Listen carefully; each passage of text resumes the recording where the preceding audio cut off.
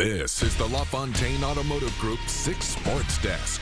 With a 2-game win streak on his side and a new veteran defensive end joining his roster come Monday, Detroit Lions coach Patricia has his team on the verge of a winning record for the first time all season. The Lions are sitting right at 500 going into this Sunday's matchup against Indianapolis, and suddenly it's like the tree colors around town are that much brighter. As Patricia prepped for the Colts today, all anyone wanted to know about was the trade that went down with Dallas to acquire Griffin. It happened so quick yesterday, and he said a lot of it had to do with the Lions' familiarity with him. Before this year, Griffin spent his first 10 NFL seasons with Minnesota. In exchange, the Cowboys got a 2021 draft pick, which led to another question. How nice is it to coach for a franchise that's able to move future assets in an attempt to win now?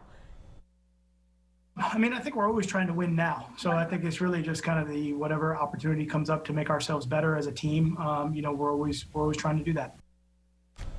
Yeah, pretty short and sweet with the response there, which is kind of similar to how Michigan State's Rocky Lombardi answered a question this week. He was asked to give his thoughts on Michigan being a 24-point favorite for Saturday's rivalry showdown in Ann Arbor, and he simply said, "Seems to be a little bit of a stretch to me, but I don't look at that stuff." What Lombardi is paying attention to, though, and putting an incredible amount of emphasis on, is making sure that every single play he is involved in this Saturday is executed to perfection. He was not happy with himself after tossing those 2 interceptions against Rutgers, and he knows he needs to be better. This will be his first time ever starting in this rivalry game, so how is his prep different this year than in years past? First of all, my prep will be a lot different this year, considering last year I played in the game as a personal protector for the punt team.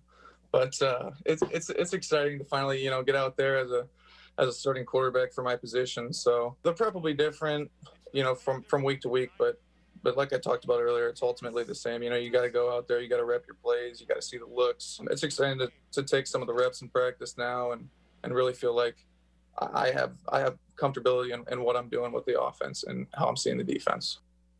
Yeah, as David said, he's not the bodyguard anymore. Well, Lombardi also knows MSU cannot turn the ball over 7 times again this week, especially against a Michigan defense that Coach Jim Harbaugh said got off the field with havoc plays in its opener against Minnesota. And it did. They were putting the hurt on the Gophers. And as Vincent Gray told us, they're ready to do it again to Sparty. That's one of the biggest, most important aspects of the game for us as a defense is getting turnovers and getting off the field. So if they're going to allow us to get those opportunities to make turnovers, we're for sure going to take them. So bring it for real. Well, number 9, Wisconsin has canceled its game this Saturday against Nebraska now that 12 people within its football program have tested positive for COVID-19, and all in the past 5 days. Badgers quarterback Graham Mertz, who had a phenomenal opening game versus Illinois, is one of the 6 players to test positive, while head coach Paul Chryst is one of the 6 staff members to test positive. As a result, the Badgers have paused all team-related activities, and in a statement released today, Chryst said, "I am disappointed for our players and coaching staff who put so much into preparing to play each week. But the safety of everyone in our program has to be our top priority, and I support the decision made to pause our team activities."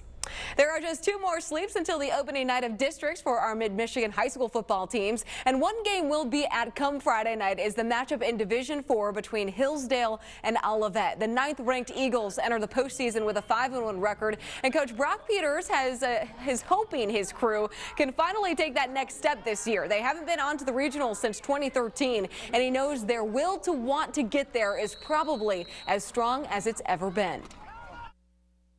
Even when we started back up, we knew there was a chance that we wouldn't finish the season.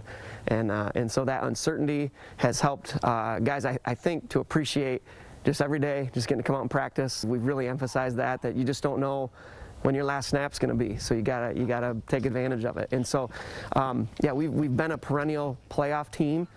We've had some good success over the years. The recent success has not really been there, and so we know in order for us to take the next step as a program, we need to have success in the playoffs. And so that's been our goal really throughout the entire season. No better time to do it than now. All right, that's it for sports. David's back after the break with a final look at your forecast. We'll see you then.